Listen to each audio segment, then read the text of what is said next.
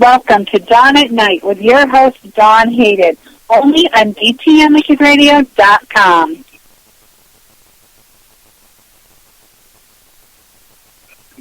Angela.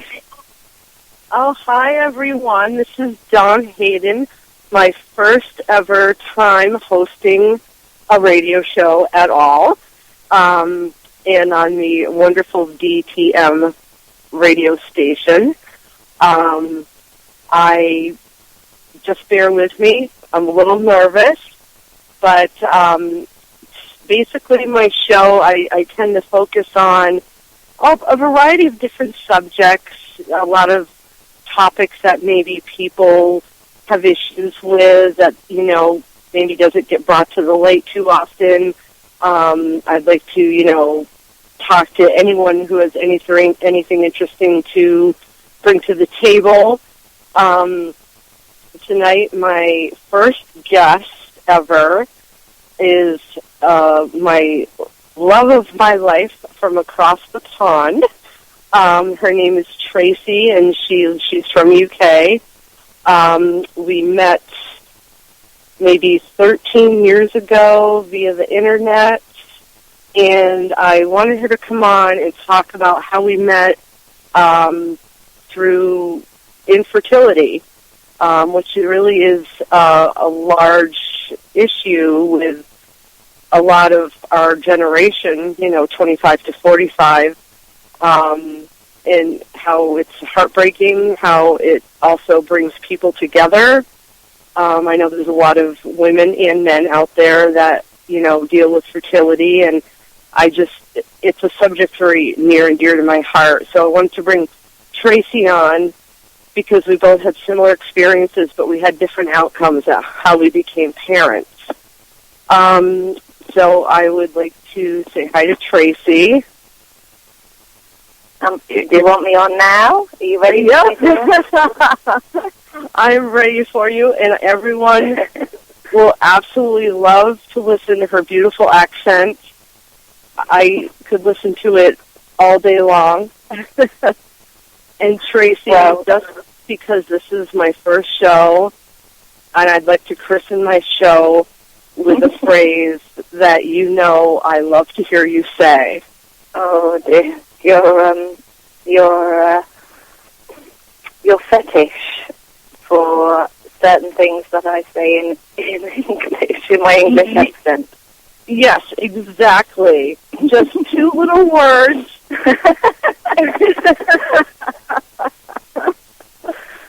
You want me to say the HP word, yeah? Yes. Can you say it the best? I will. I will say Harry Potter for you. Oh, there we go. It's official. I have a real show. No one can say it like a person from the UK. I could say it in American. I can say Harry Potter. Anyone can say Harry Potter. Because he's not Harry Potter. He has P's in his last name, so. I try to perfect it every day along with my children. And they've actually gotten it down. So why don't we start at the beginning as to, how we met, and please, feel free to, jump in at any time. I basically, shortly after I got married, we were trying to get pregnant, as most people do after they get married, and we're, getting a little older, and it wasn't happening for us. And we went to the doctors. We got the test done. Every bodily part checked out. I mean, it definitely is. Tracy. It's a lot of invasive things. It is. It's a stressful time, isn't it? So it's an uncertain time as well, because for a lot of people, they get married or don't get married, whatever their choice is, and they go upstairs or out into the fields or in their bathroom, and they go and they make a baby. and it wasn't quite that easy for us. I used to say, no, I think I could lay down with a football team, and it was not going to happen. Although it may have been fun, but it wasn't going to happen. You'd get lots of things, but you wouldn't get pregnant. So one day, I actually don't remember the circumstances, but this was before Facebook. Oh, way before Facebook. Yeah, way before Facebook. You really didn't, I don't know, I guess I feel that you didn't really have too much support unless you actually knew someone who was going through it, which I really didn't at the time. And I found a site, I won't say the name of the site. I don't even know if it exists anymore. And it was a site dedicated to different women's topics, but a lot of it was women dealing with fertility issues and why am I not getting pregnant, and what am I doing wrong? And I found it to be such a lifesaver for support. It was life-changing, really, wasn't it? For us, as you and I and all the other women that have sort of touched our lives because of that experience, drawing us all together, and we sort of felt stronger together. We were surrounded by women and couples that were seemingly getting pregnant very easily, although that's what it may have looked like on the surface, because infertility isn't something that people talk a lot about generally, and so we were all kind of drawn together, really, weren't we? So we felt strong together because we were united in our childlessness. So absolutely, and I just remember so many years that we were on that. I mean, so many different women came and went. I just say women because, it was a chat board, so you very rarely ever did you see a man on there, which is, understandable, but I don't think men tend to talk about fertility that often. Of course, being women, we like to put all of our issues out there. Yeah. I think towards the end, on one of the sites, there was a specific men's board, but it generally tended to be women talking about male infertility issues rather than the men talking about the issues they were having. So, and as I remember, another large subject with fertility then was also you had a lot of lesbian women on there that were trying to get pregnant as single moms. Mm-hmm. Yeah. Which I thought was, really great. But it still really, to me, differed from what our issue was because, I guess, to be quite blunt, in my mind, I was doing it the normal way, trying to get pregnant. And the normal way for a man and wife. Exactly. Man and wife, that's terrible. I slapped my feminism husband on the face. For a woman and man. Woman and man. And when I, found you, and so a few of us really clicked really well. Yeah. And, it really got me through. Countless times of going to the doctor for IUIs, which basically, if no one knows, are intrauterine insemination. Basically, for no one that really knows what that is or have gone through that, is basically a man does his thing in a cup in a room, and he's usually offered some materials for inspiration. And then you don't touch because all the other men have been inspired by it previously. Exactly. We actually tried at a few different locations, hospitals, and one had, I think, one magazine, and one bigger hospital actually had videos. Right. And I remember going in with my husband and looking and going, oh, my God, you have videos? And, I mean, geez, you could stay here all day. I mean, you know, pop out the beer and, you know, you get a party going on in here. And so then they would do their parts, and then we would, or I should say I would be in the other room, and they would basically do their process with the sperm and everything, and then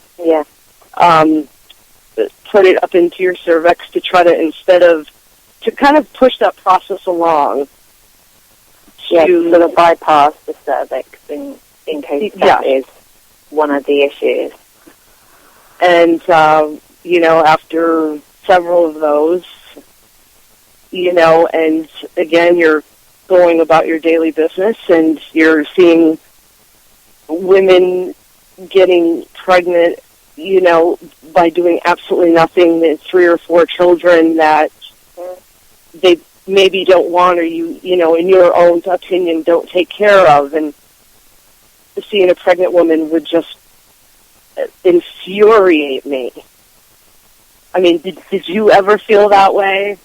Yeah, it evokes a lot of different emotions, and none of which I'm particularly sort of proud of. But it's getting pregnant is seen to be it's what our bodies are designed for. We're designed to procreate. So when you're failing at your most basic level of human function, you know, it does create a lot of feelings, a lot of very negative feelings, and it shapes you in ways that you look back and you wish that it hadn't. And I know we've discussed, you know, this before. You know, the people that we are today isn't the people that we were before we started our journey to become parents. And no, not at all. I am so not that same person. Yeah. And, you know, it's so great now I can look back and I think, oh, I really thank God or the powers that be for myself that it worked out how it did. Yeah. Oh, yes, definitely. You know, not being a massively religious person, but I do believe in, you know, a higher power that we are brought, or things are brought to us the way they're supposed to be, not the way we like them all the time, but it really did make us very different people. Definitely. Now, because you're in England, would you tell them about, like, how your process worked over there? Like over here, you could pay, well, there was a time when insurance would pay for procedures. Yeah, and sort of the investigations. What do you mean, the investigation? The investigations as to find out why you weren't getting pregnant. Oh, like blood tests and things like that. Wasn't it that your insurance would cover? Yes. Our insurance covers that very basic diagnosis, which ended up for both of us. We were both nothing was wrong. They just. You know, the end outcome of that for me personally was they have no idea for some reason it wasn't working. Now it makes sense as to why it wasn't, but at the time it didn't. But, you know, over in the UK, you had to be, like, on a waiting list, right?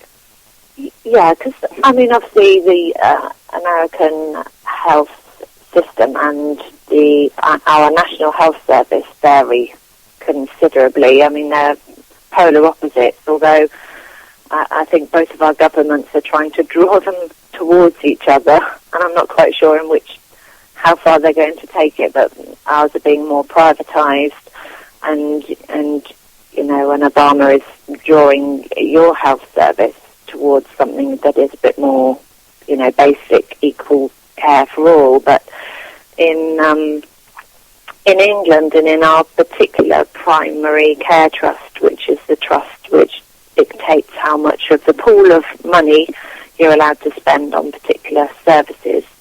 Mm-hmm. They agreed that there were certain things that would be covered under the National Health Service, so therefore effectively, basically they would be no charge, although we pay like what's called they call it a stamp, because it did used to be a little stamp in a book like many, many years ago. But you pay your contributions, your national health contributions, and you pay that in your wages. And it's, I guess in the grand scheme of things, would be quite similar to insurance, but the difference is if you don't pay or you do pay, you're still eligible for the same services. And under that, all the investigations, all the trying to find out the reason why we weren't conceiving was covered. And 3 of the IUIs that you were speaking about, they were also covered. And once you'd been through your investigations, and then if you'd moved on to IUIs, and then the next step would be IVF, then our health service, our local primary care trust, would cover 2 cycles of IVF. So similar to yourself, you went through the investigations. We paid for a lot of private things ourselves, extra investigations that I'd researched with, my friends, and through finding out through things through our website, really, through the boards where we all sort of congregated and finding out about different investigations and tests and things that may shed some more light on why it wasn't happening for us. So we did, I don't know sort of how much you want to sort of go into sort of detail, Dawn, that sort of like to find out whether the DNA within our sperm, or my husband's sperm, but, essentially for us to get a baby, it's our sperm, whether that was fragmented, and that was the reason why. And so we did do some things privately and, pay for that ourselves. But essentially, sort of fairly similar to you, we do have issues, things that aren't perfect, but in the grand scheme of things, probably essentially not enough in its entirety to prevent pregnancy. So who knows? But then our paths they were quite sort of similar, and then they were quite drastic different directions, didn't they? With ironically the same outcome, but yes. So you did go first because you got there first. So.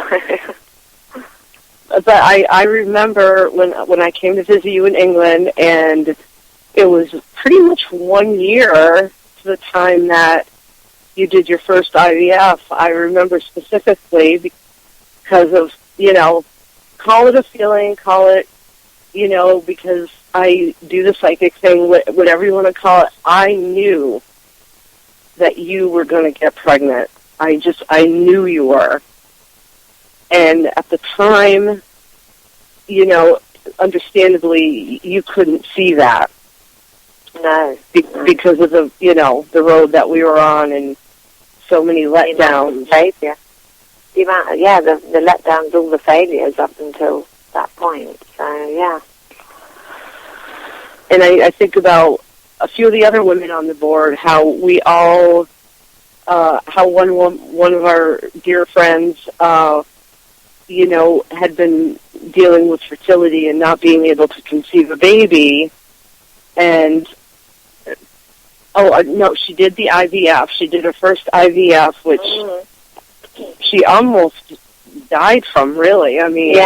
Yeah, she got a complication of IVF, which is often, well, not just often happen, it's a rare complication, but it happens often when a pregnancy occurs. But, she ended up in a coma, and she, it was not good. But, that was just terrifying. But then she went from the person who couldn't conceive to the person who couldn't stop conceiving and now has 3 children. Exactly. And that also happened to another one of our... Yes.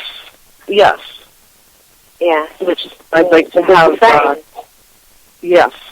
Dear Therese on one day, because it was just amazing how, to go from... And I think, and I'm, I cannot speak for anyone else, but I feel from talking to them, and when we have talked about it in the past, they almost felt guilty. Oh, yes, definitely. Because it was like we started off with this small group of women supporting each other and getting, we knew every detail of every, menstrual cycle, every time you were having sex, you were taking your temperature, extremely personal things. And then it was almost like, I know this is overgeneralization, but it was almost like, look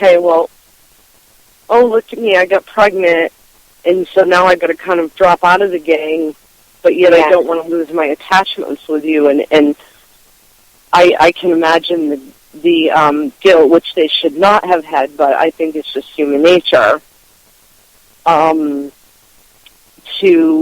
feel that way.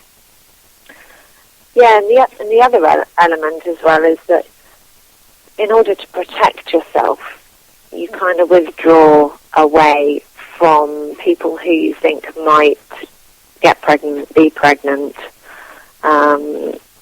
just to protect your sanity, really. And you avoid everywhere that you might go where you might see pregnant people, so you don't go to the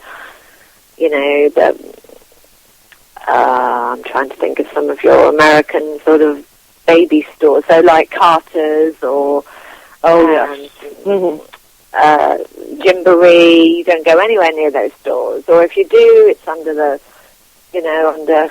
you'd rather have like Harry Potter's cloaking invisibility cloak. You'd rather just skulk in and do it and skulk out again, but so you avoid everything to do with that, and then for those that are fortunate, you're then suddenly thrown into the very world that you've spent many years avoiding. That's a really good point. It's so and then true. You're in the position where you almost want to be back within the comfort, the familiarity of not being pregnant and still being infertile, because you've pushed so much of being a parent away because you feel it's never going to happen to you, that when you get pregnant or when you find out that you're going to get your child, that it's just overwhelming, really. I remember going to a baby event. It was like a what do you call them? I'm trying to think. Like a big conference where they had lots of speakers and lots of equipment, and I actually felt sad. The very place where I should feel really happy, I felt panicked. I felt like I shouldn't be there. I felt like it was alien to me. But you spoke a lot about my journey, but I think your listeners need to know about your journey.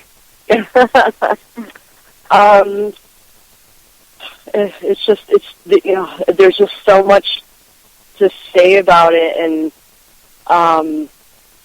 so little time. But I think one of the things about this particular topic, obviously being very near and dear to me,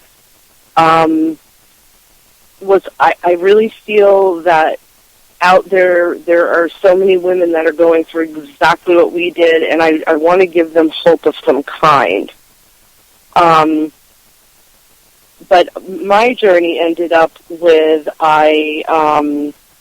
we came to a crossroads of our next step would be IVF, in vitro fertilization, where they actually take the sperm and the egg, and they actually, in a petri dish, form an embryo and place it back in to, the female body, and just hope that it sticks and grows and becomes a baby. And we came down to that choice, which a first cycle of that for us here in Massachusetts was about $24,000, which our insurance did not cover. Now, I just about fell over, and the thought of shelling out that much money, which we very clearly did not have, to pull out of our pockets, and the next month coming along, and oops, guess what just showed up? Yeah. All that money just, gone. And then if you wanted to do the second round, it was, if I'm not mistaken, like $12,000. Right, yeah. And I remember the day standing at the specialist, and I said, I can't do this. I mean, we, financially can't do this. And I thought because I actually myself, when I was much younger, had actually one pregnancy, and which ended in a miscarriage. So it was a complete fluke.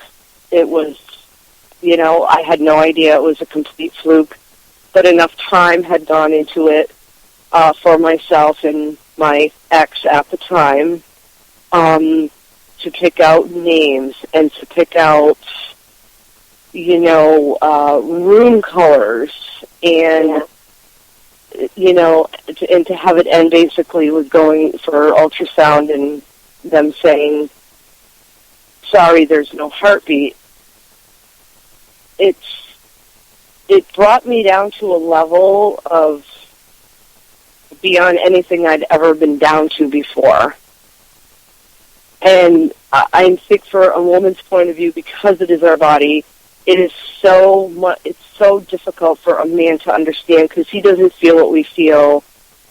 Not saying it's not difficult, on your significant other, but it just traumatized me.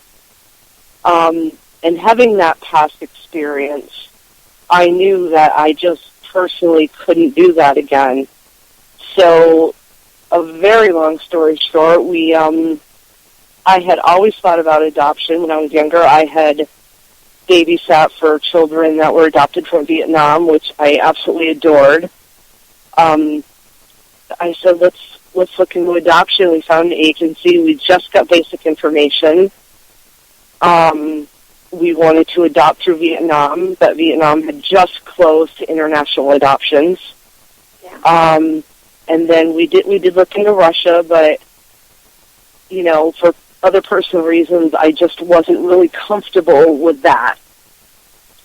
A lot of the children that you see that are adopted from Russia, and again, this is just my personal experience, what I was told, all the information that was given to us, there's a high rate of drug and alcoholism. And most of the children that are in the orphanages, it really can be a genetic thing, and I didn't think I was ready to deal with that in my life. Yeah. And I never personally felt that I had to have the baby that looks like me. Excuse me. So we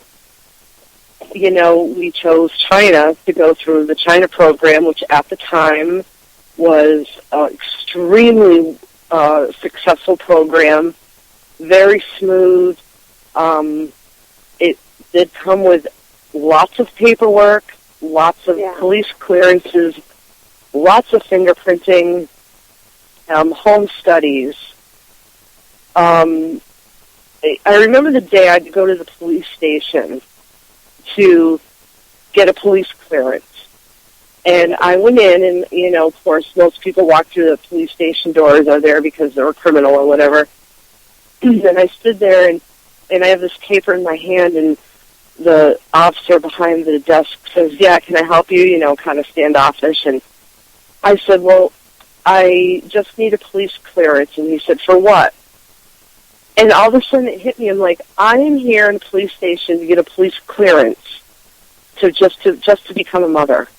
Yeah, yeah. Boy, that really hit hard for me. I felt about 2 feet tall. I just felt so belittled by that. And you know, out of all the other stuff I'd already been through, that bothered me. But I thought, well, I want to become a mother. I know I'm meant for it. So I did what I had to do, and we, you know, many months later, we got a call from our agency, and they said, congratulations, you're now going to be a mom and dad. And we traveled to China, and we were in China for 2 weeks, and we got our first daughter 2004. She was 9 months old. The tiniest thing you'd ever seen. At 9 months old, she weighed maybe 14 pounds. And I honestly could not have been any emotionally different for me than if I had actually been in the hospital room giving birth. I walked through to see a room full of babies, and to hear them crying, and to know that one of them was going to be mine, and I was finally going to be a mother after all these years. And they called our name, and they gave us her birth date, and I went over, and they handed her to me, and she was crying because she was so hot. And it, you know, not that I'd ever given birth, but to me, I could not have felt any differently, because she was mine, and it was like I just knew it. The thing is, you had photos, like, you know, like a woman who, or a couple that experience, you know, pregnancy, they get the scan photos, you've got the whole picture, you had information about her, because I remember you sharing it with me. And so that part was, you know, very similar. So it was the bonding was this. In fact, when I remember when we got home, and I went to our pediatrician, because I could not wait to have her physically examined, make sure that everything was how it was supposed to be. Especially on our second trip, when we adopted our second daughter in 2006. And that trip itself, I was very depressed, and I couldn't figure out why, and I felt so guilty about it. And so going to the doctor told me, which I thought was so interesting, that women, it's a biological fact that even if a woman does not give birth, but you adopt the baby, it's a very, very similar, it has a similar outcome with your hormones. And you can get postpartum depression, even though you didn't give birth, because your body is, you know, it's all obviously very mental, very, you know, hormonal. And I thought that was so interesting. And I kind of felt like, oh my gosh, I have postpartum depression. How interesting. And I remember kind of thinking it was kind of funny, but yet thinking, you know, wow, I really do get to experience this in a sense. Not that it was a great thing, but it went away, you get over it. And hence, you know, 2 absolutely beautiful daughters, and I could not love them any more than if I had given birth. I just, in my heart and soul, I just don't see how it would be possible. But But I'd like them to hear about your story. As many or as few details as you want to talk about. Well, as we sort of said earlier, our paths were very similar. The whole, medical investigations to find out why, the IUIs, the intrauterine inseminations. We were entitled to have 3 under our National Health Service, but after 2, I just felt really we were wasting our time. And also for me, biologically, time was getting on. So we decided to not bother with the 3rd attempt, and we went and did the private test, the ones that I spoke about, to see whether the sperm had fragmentation in the DNA. And it came back as being not particularly good, so they recommended making some lifestyle changes, so we went all organic. We cut out all alcohol, both of us non-smokers anyway. We just did everything that was in our power, really, to try and improve our chances of conceiving. And, in the time that, you get the 2 days late, the 3 days late, the 4 days late, the test, the negative pregnancy test, and, that goes on and on and on, and you have you think, could it be, could all this be wrong? Could all these tests just be not, incorrect?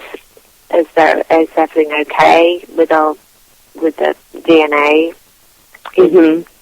in Neil's sperm?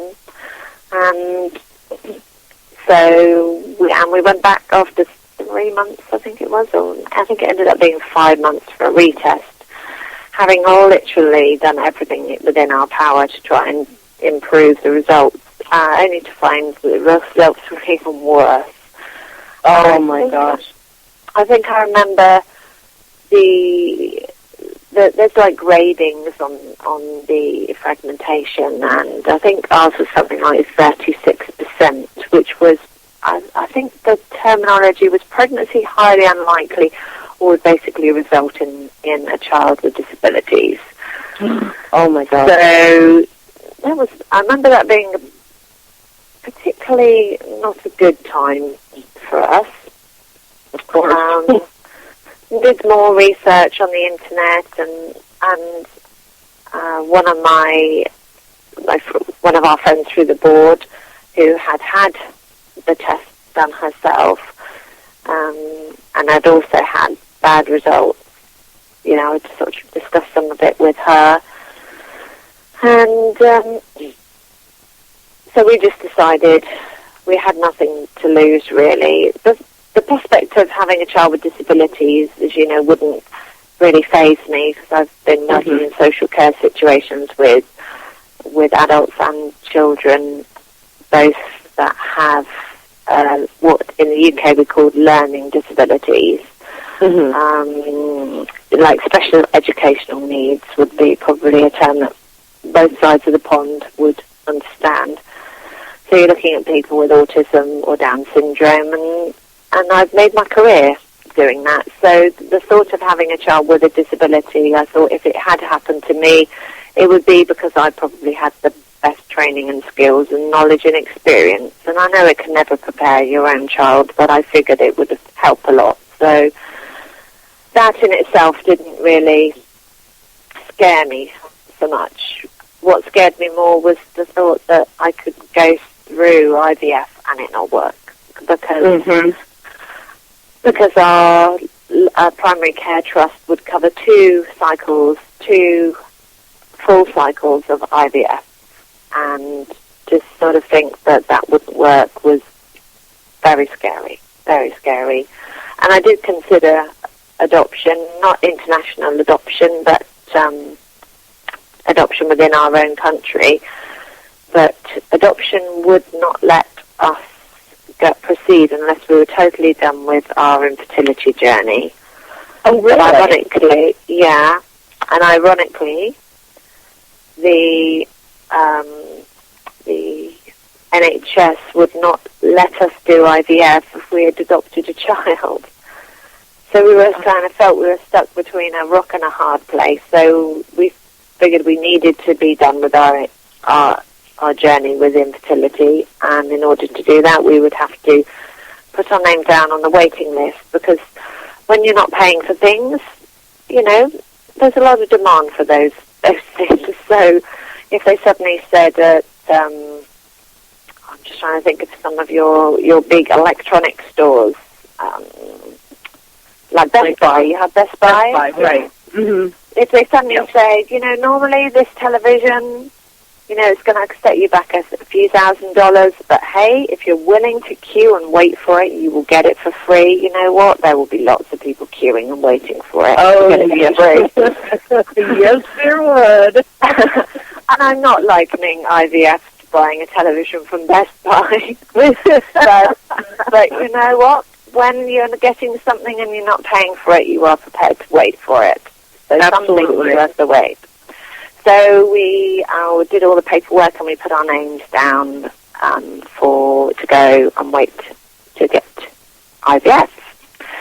And that was the longest part, probably the most frustrating part, because it was actually just over 3 years long before we got to the end of the waiting list. And I still remember getting the letter saying that we were there, and to be fair, we kind of put that whole infertility thing to the side. Don't get me wrong; there was still hope every month, but generally we'd put that one to bed. So to get the letter, it evoked a lot of emotions that had all been sort of dumbed down and hidden under carpets and rugs and things.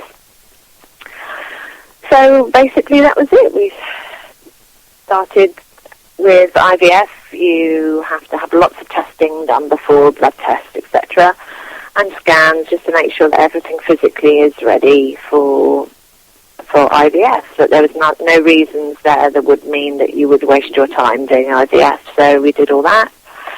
For someone who is a massive needle phobic, that's what I was just going to say. And for you, it was exceptionally difficult. Yeah, I know how bad your needles are. Needles. Yeah, they don't really go too great, but this was my best chance. So with a few diazepam and lots of skin numbing cream, I managed to get through that. And then, of course, after that, then you have to start suppressing your hormones to put yourself into menopause. Basically, you have to shut everything down. So I went overnight. I went from, I think it was a 30, let me think, I was 30, oh gosh, I was 34, 35-year-old woman, and within a couple of weeks, I was 60. Hormonally, I was 60 years old, and it showed. It was an interesting experience, one I wouldn't recommend or repeat, but hey, means to an end and everything, it was. So you do it. So, yeah. So you have a very, very wonderful husband who, I'm sure without him, bless his heart, knowing how Neil is, I honestly feel that he was like the best husband you could have. Oh, definitely. To have to deal with that.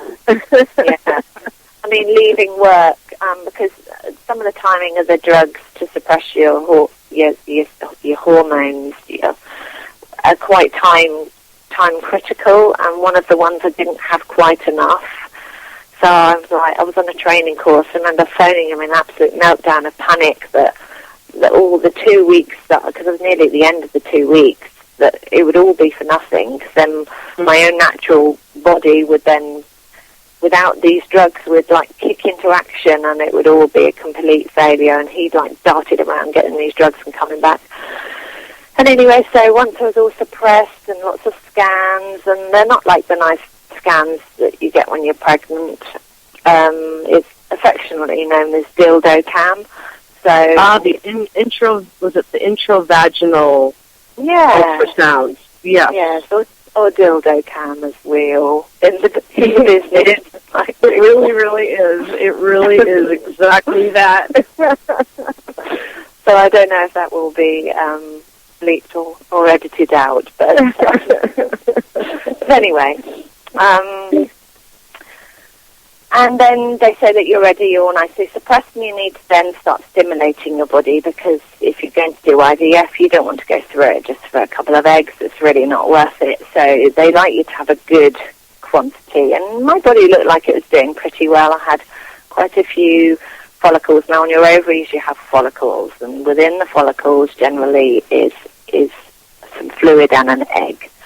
And so what they're looking for when they're scanning you is they're looking for nice big, growing follicles, not getting too big, and not too many, because that in itself can cause issues. Mm-hmm. And then when they think you're ready, then you trundle off down and have a vain load of drugs, which, quite frankly, you would need, not necessarily for the fact that they're sticking a very big needle up your birth canal, but because the fact that you are butt naked, to coin an American phrase, yes, and flashing everything really to pretty well much anyone in the room. Absolutely. Providing me with a postage stamp-sized towel. I think in reality it was a lot bigger, but at the time it felt like it was a pathetically small washcloth. That's all I could describe it as. And I didn't know whether I was supposed to cover up my nether region or whether I should put it over my face. So I wasn't quite sure at that point. I was glad for taking my SpongeBob SquarePants socks, because they were a good discussion point and a good distraction from the fact that my lady parts were out on show for anyone to see. And we laugh about it. At the time it felt a bit traumatic, but having said that, look back, and I know it's similar for other women that have been through similar infertility procedures, that, you look back on it and you can have a little giggle, but at the time it's not funny at all, really. Absolutely. And I think that women that are going through this or have gone through it, it's the reality. I mean, there's very little that you're going to be able to hide, but that just kind of shows the importance of how badly you want to become a parent. Oh, yes. Determination, yes. Your dignity just goes, right down the flusher. Yeah. Right there, as you say, right down the loo. You take off your clothes and your dignity, and you leave them in a locker before you go in, really. And you get to hold onto a little key. And I remember them putting the drugs in. At this point, I've got my legs in stirrups, and there's a bank of people really quite interested in what's going to be happening. But at the time, it doesn't seem like they're interested in what's going to happen. At the time, it just looks like they're just staring at my labia. Yes, exactly. That's the word. And so they put the drugs in, and then I don't remember anything then until I'm coming round. In England, generally, they don't do general anaesthetic. I know in some places in the States, I know some other women's experiences in America is that they have general anaesthetic. But I think here they do, yes. If they're getting an IVF, they do put you out for a little while. But I had midazolam, which is basically it's just a drug that makes you very relaxed and you don't remember any of what happened. It's a strong sedative. So, and I have no recollection at all, none whatsoever. And I remember coming round and Neil being there and me saying, how many eggs did they get?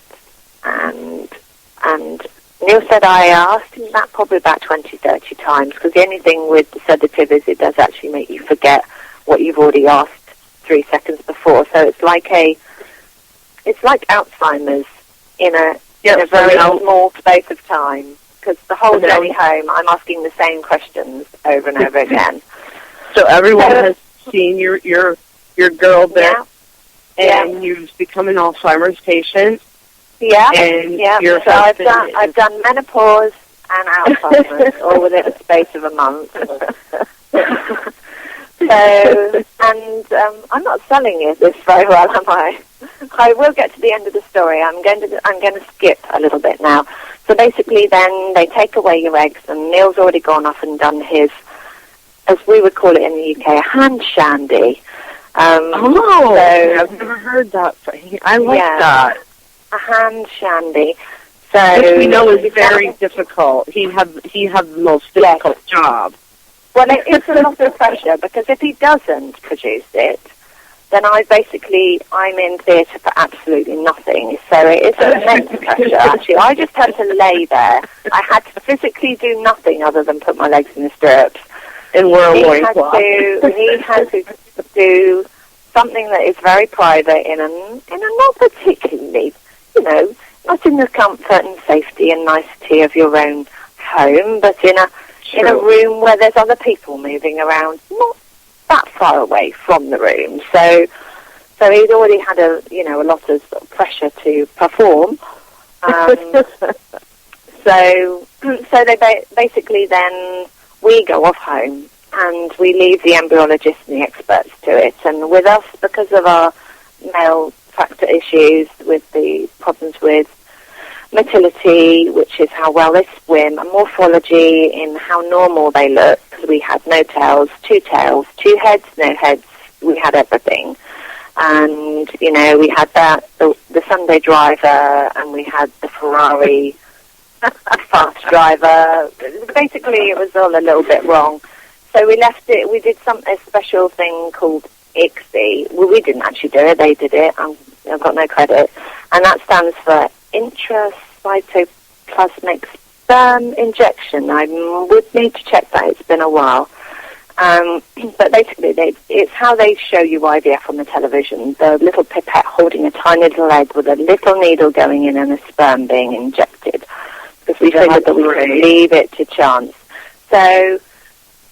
So my 4 follicles only actually contain 3 eggs, and anyone who's listening that knows about IVF knows that's not good. Most, they would expect sort of 12 to 15 of a woman that was my age, but I only actually had 3 eggs.